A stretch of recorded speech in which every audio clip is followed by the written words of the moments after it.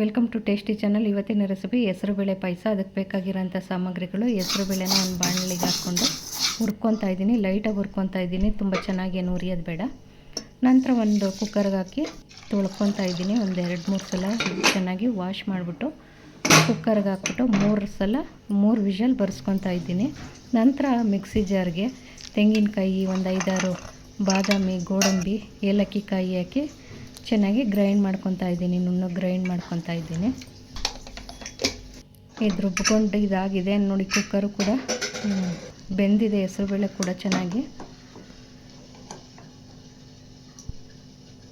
ಇವಾಗ ಒಂದು ಪಾತ್ರೆಗೆ ಬೆಲ್ಲ ಹಾಕಿ ನೀರು ಹಾಕ್ಬಿಟ್ಟು ಕರಗಿಸ್ಕೊತಾ ಇದ್ದೀನಿ. ಬೆಲ್ಲನ ಪಾಕ ಬರೋದೇನು ಬೇಡ, ಸುಮ್ಮನೆ ಬೆಲ್ಲ ಕರಗಿದ್ರೆ ಸಾಕು. ಅದರಲ್ಲಿ ಏನಾದರೂ ಕಸಗಳು, ಕಡ್ಡಿ ಕಸ ಇರುತ್ತೆ ಅಂತ ಅಂದ್ಬಿಟ್ಟು ಒಂದು ಸೋಸ್ ಇಟ್ಕೊತಾ ಇದ್ದೀನಿ ಪಾಕನ. ಇದು ಸೋಸ್ಕೊಂಡಿದ್ದೆ ಏನು ಅದೇ ಪಾತ್ರೆಗೆ ಸೋಸ್ಕೊಂಡಿದೆ, ಅದಕ್ಕೇ ಬೇಯಿಸಿರೋ ಅಂಥ ಹೆಸರುಬೇಳೆನೂ ಕೂಡ ಹಾಕ್ಕೊಂಡು ಚೆನ್ನಾಗಿ ಮಿಕ್ಸ್ ಮಾಡ್ಕೊತಾ ಇದ್ದೀನಿ. ಎಲ್ಲ ಚೆನ್ನಾಗಿ ಮಿಕ್ಸ್ ಮಾಡ್ಕೊಂಡ ನಂತರ ಏನು ರುಬ್ಬಿಟ್ಕೊಂಡಿದೆ ಕಾಯಿ, ಬಾದಾಮಿ, ಗೋಡಂಬಿ, ಏಲಕ್ಕಿ ಕಾಯಿ ಎಲ್ಲ, ಅದನ್ನು ಕೂಡ ಚೆನ್ನಾಗಿ ಸೇರಿಸ್ಕೊತಾ ಇದ್ದೀನಿ. ಸ್ವಲ್ಪ ನೀರಾಗಿ ಕೂಡ ಸೇರಿಸ್ಕೊಂಡಿದ್ದೀನಿ.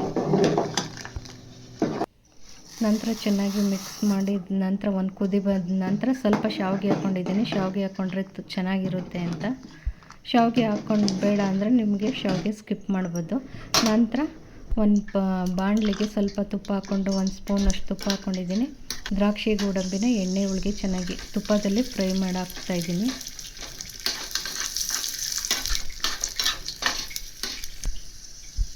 ಇವಾಗ ತುಪ್ಪದಲ್ಲಿ ಏನು ಫ್ರೈ ಮಾಡ್ಕೊಂಡಿದ್ದೀನಿ ದ್ರಾಕ್ಷಿ, ಗೋಡಂಬಿ, ಅದನ್ನು ಕೂಡ ಚೆನ್ನಾಗಿ ಹಾಕಿ ಎಲ್ಲನೂ ಮಿಕ್ಸ್ ಮಾಡಿದರೆ ರುಚಿಕರವಾದಂಥ ಶಾವಿಗೆ ಪಾಯಸ ಸವಿಯಲು ಸಿದ್ಧ. ನೋಡಿ, ಇವಾಗ ಚೆನ್ನಾಗಿ ಎಲ್ಲನೂ ಬೆಂದಿದೆ. ಒಂದು ರೌಂಡ್ ಕುದ್ದಿದೆ ಸಾಕು. ಒಂದು ಬಟ್ಲಿಗೆ ನಾನು ಸರ್ವ್ ಮಾಡ್ಕೊತಾ ಇದ್ದೀನಿ. ಹಾಗೆ ನನ್ನ ಚಾನಲ್ನ ಲೈಕ್ ಮಾಡಿ, ಶೇರ್ ಮಾಡಿ, ಸಬ್ಸ್ಕ್ರೈಬ್ ಮಾಡಿ. ಮತ್ತೆ ಹೊಸ ವಿಡಿಯೋದೊಂದಿಗೆ ಬರ್ತೀನಿ. ಅಲ್ಲಿವರೆಗೂ ಟೇಕ್ ಕೇರ್, ಬಾಯ್.